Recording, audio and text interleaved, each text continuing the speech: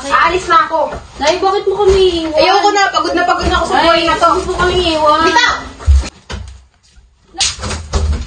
Kuya, alis na, Nay! Nay! Nay! Nay, ano ba naman yan? Bakit kami iiwan, Nay? Ay, kami iwayan. Nay! Nay, bakit mo kami iiwan? Nay naman, no? Awa ka naman. Ito, awa ko naman. Nay!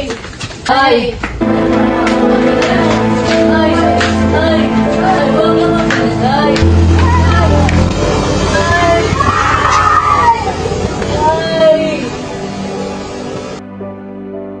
Ay! Bitaw!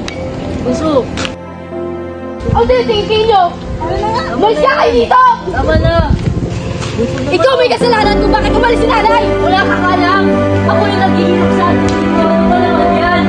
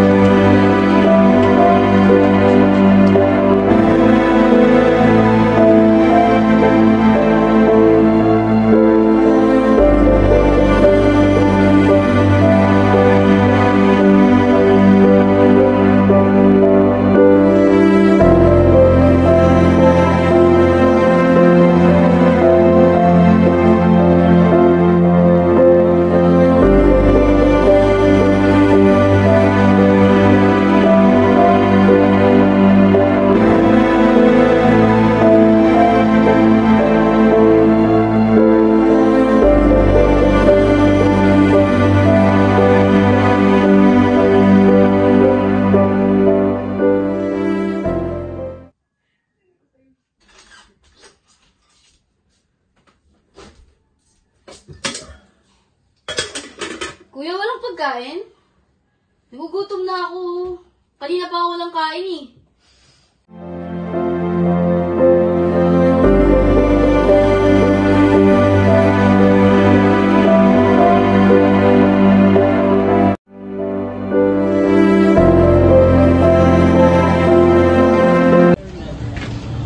Ito po. Ano yan? Ibigay ka rin sa Skyflix chocolate niya. Ilan?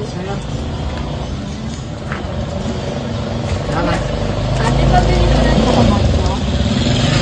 Ilan? Ito na lang, Hugo. Thank you po. Okay. Neng, teka lang. Bakit po? Teka, nakita mo bang nagbayad yung si Totoy? Hindi ko pa napansin eh. Aba, ayos yun ah.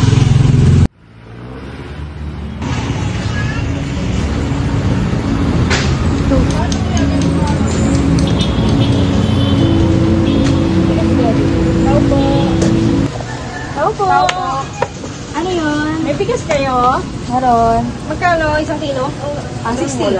Stay? Nagtaas ba pala? Galok 50 lang yan. Ilan sa'yo? Isang kilo lang? Ate, magkano pa ito? 30 isang kilo. 30. Madami na po ba yun? Masyado po marami, di ba? Madami. Oh, hindi tangluyan yun. Sa'yo ano? Wait lang po. Sige, huwag na lang po. Tapos na lang po ako. Mari, kamusta naman yung nana ko? Hindi ko alam dun. Parang wala nang plano sa buhay. Bakit di mo ba pinapaaral? Ayaw na mag-aral. Wala pang trabaho. Sinamahan niyo na ako. At pagpapasukin ko siyang pulis.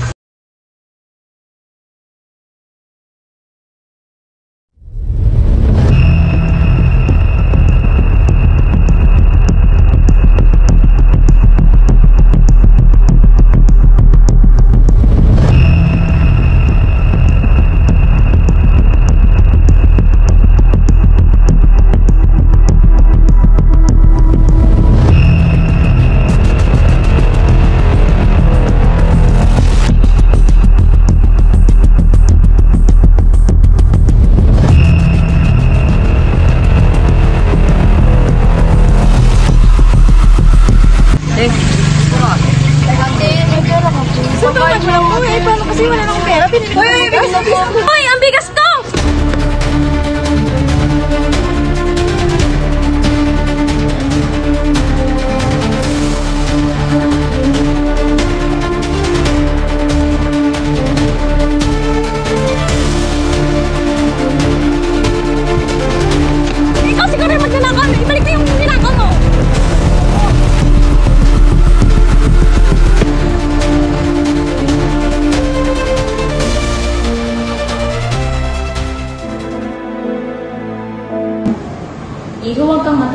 natatakot, ha? Maaari mo bang sabihin sa akin kung ano yung nagtulak sa'yo para gawin mo yung bagay na yan? Sa totoo lang. Pakiramdam ko, wala na akong kwenta sa loob ng bahay. Hindi na rin po sapat yung pera. Kulang na kulang po para sa akin. Lagi na rin po kasi ako pinapagalitan ni nanay. Gusto ko lang po sanang makatulong lalo na po sa kapatid ko. Gusto ko po siyang mapakain. Kaya ko lang po sana napakain. Ano naman yung mga nararamdaman mo ngayon sa sitwasyon mo? Sobrang natakot po ako. Huli ako. Hearing po ako sa ginawa ko. Pero kasi, naisip ko din nun na kung hindi ko gagawin, wala po akong mabibigay sa kapatid ko. Iho, maraming salamat sa pagiging bukas mo, ha? Alam mo, naiintindihan ko yung nararamdaman at sitwasyon mo ngayon. Kung gusto mo, marami kami mga services na pwedeng i-offer sa'yo para makatulong sa'yo at gawin na rin sa kapatid mo. Ngayon naman, Iho, maaari mo bang sabihin sa akin kung ano lang yung mga kakayahan mo o yung mga kinakahilingan mo gawin? Wala po ako masyadong may pagmamalaki sa totoo lang. Pero siguro po, masasabi ko lang po, mahilig po akong gumuhit. Isa po yun sa paraan kapag tuliro po yung isip ko. Pero simula po kasi nung iniwan kami ni nanay, hindi ko na po masyadong kinahiligan yung pagbubuhay kasi nga po ako na yung umaalala sa amin ng kapatid ko. Kaya ako hindi ko nagawa yung magnakaw para rin sa kapatid ko. At habang nandoon ka ay maaari natin mahanap ang nanay mo. Doon ay maraming activities na pwede mong gawin na kung saan ay makakatulong sa iyo, gayon na rin sa kapatid mo. Ma'am, maraming salamat po. Sana po matulungan niyo po ako ng kapatid ko.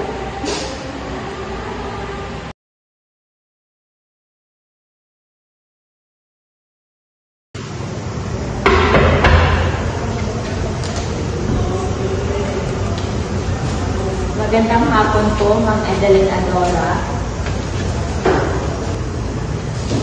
Magandang araw din, Ma'am Puti.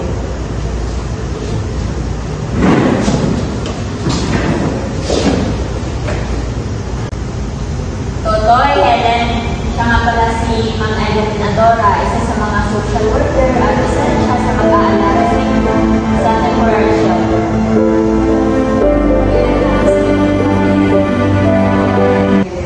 Ako nga pala si Ma'am Edeline Adora. Isa po ako registered social worker at isa po ako sa mga social worker na mag-aalaga sa inyo dito sa loob ng temporary shelter. At habang nandito kayo, patuloy natin na hanapin ang inyong nanay. Maraming salamat po, Ma'am Edeline Adora. Kami rin po ay patuloy silang susubaybayan habang sila ay nandito sa temporary shelter. Totoy, Helen, magpapakabait kayo dito ha, gumawa kayo ng mga mabubuting bagay at sumunod kayo sa mga pinag-uutos ni Ma'am Edeline. Okay po. Makakaasa ko kayo, Ma'am Edeline.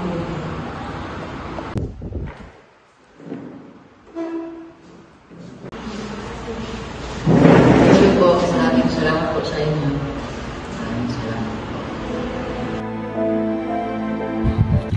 Being a social worker in this role, syempre I felt happy and napagtanto ko kahit sa eksena lang yung bigat ng responsibilidad na nakaakibat sa isang social worker, lalo na sa pagharap sa mga problema ng client, sa sitwasyon ng buhay nila na punong-puno ng mga emosyonal at hamon sa buhay. Sa eksena, natutunan kong mahalaga ang bukas sa pakikinig at pag-unawa sa sitwasyon ng client.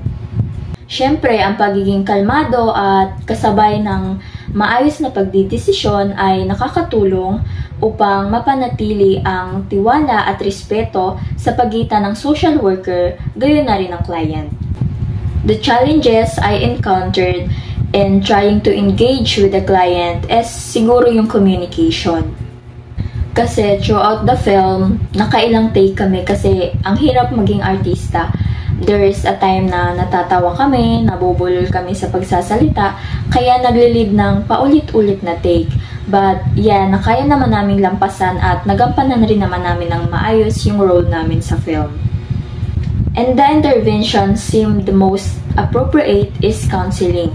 Since the client is CICL, so we conducted counseling.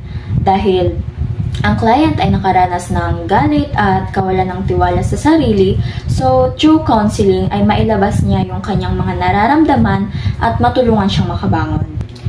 And yung referral, so nirefer din yung client sa ibang agency na kung saan may mga program na compatible sa skills and talent ng client para matulungan siya gayon na rin ang kapatid niya na mapabuti ang buhay nila.